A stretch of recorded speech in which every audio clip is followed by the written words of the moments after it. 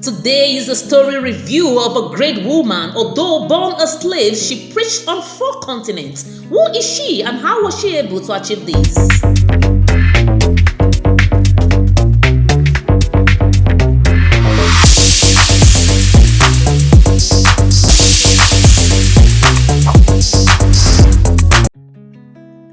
Hello, great people. Welcome back to my YouTube channel. Welcome to today's episode. Today is a story review of a great woman who was born a slave but preached on 4 continents. She became so famous. She became an inspiration to thousands of women, both black and white. If you are coming across my channel for the first time, you are welcome. My name is Blessing. And my returning subscribers, thank you so much for being part of what I do. God bless you. I read this story from a book titled You Can Be a World Changer by David C. Now the story. Who is this woman who was born a slave but preached on 4 continents? How was she able to achieve this? Her name is Amanda Smith, born in 1837 and died in 1915. Amanda Smith's life was largely one of overcoming. Her father, Samuel Berry, was a slave who worked for years at night. After long days of field labor to make brooms and hook marks to pay for freedom for himself, his wife, and his children. Amanda taught herself how to read by cutting out large letters from newspapers and asking her mother to make them into words. At age 13, with only 3.5 months of formal school, she went to work near New York, Pennsylvania, where she worked as the servant of a widow with 5 children. While there, she attended a revival service at the Methodist Episcopal Church. Resolved she would be the Lord's and lived for Him. As a cook and a washerwoman, Amanda worked hard to support herself and her daughter after her husband was killed in the Civil War. Prayer became a way of life for her as she trusted God for shoes, the money to buy her sister's freedom, and food for her family. She also became well known for her beautiful voice, and as a result, opportunities to evangelize in the South and West began to open up for her. Everywhere she traveled, she wore a plain pork bonnet and a brown or black quaker wrapper, and she carried her own carpetbag shoecase. In 1876, she was invited to speak and sing in England.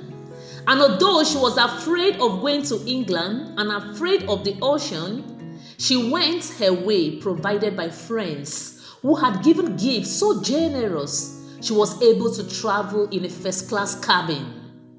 The captain invited her to conduct religious services on board, and she later said modestly, "The Lord helped me to speak, sing, and pray."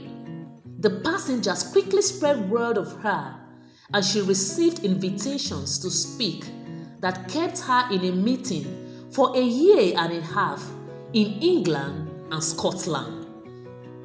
During her stay in England, she accepted an invitation to visit India, and again she prayed and received not only adequate financing but also sufficient money to pay for her daughter's schooling in America. She spent 19 months evangelizing in several cities in India. After a 2-month return to England, she traveled to Liberia and remained there for 8 years. Amanda organized women's and men's prayer groups, gospel temporal cities, and children's meetings. While in Africa, she adopted 2 African children who she sent to England for education. In 1890, she returned to the United States and eventually founded the Amanda Smith Orphans Home for African and American children in the suburb of Chicago. She continued to travel on short mission trips to various nations and gained a reputation as God's image carved in ebony. Amanda Smith's motto throughout her life was, "Without holiness, no man shall see the Lord." She had a practical understanding of holiness and of reliance upon the Lord to supply every need in her life.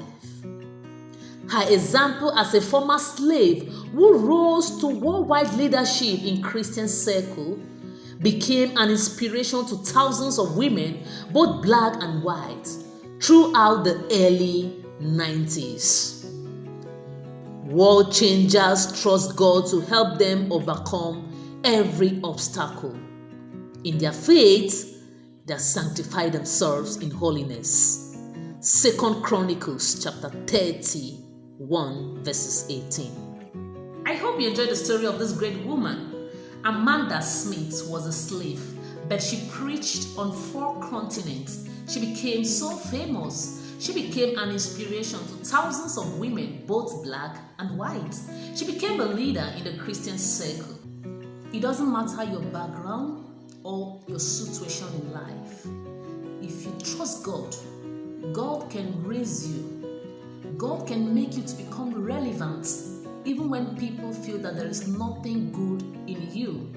This is the story of Amanda Smith. And again, the ability to give back to the society.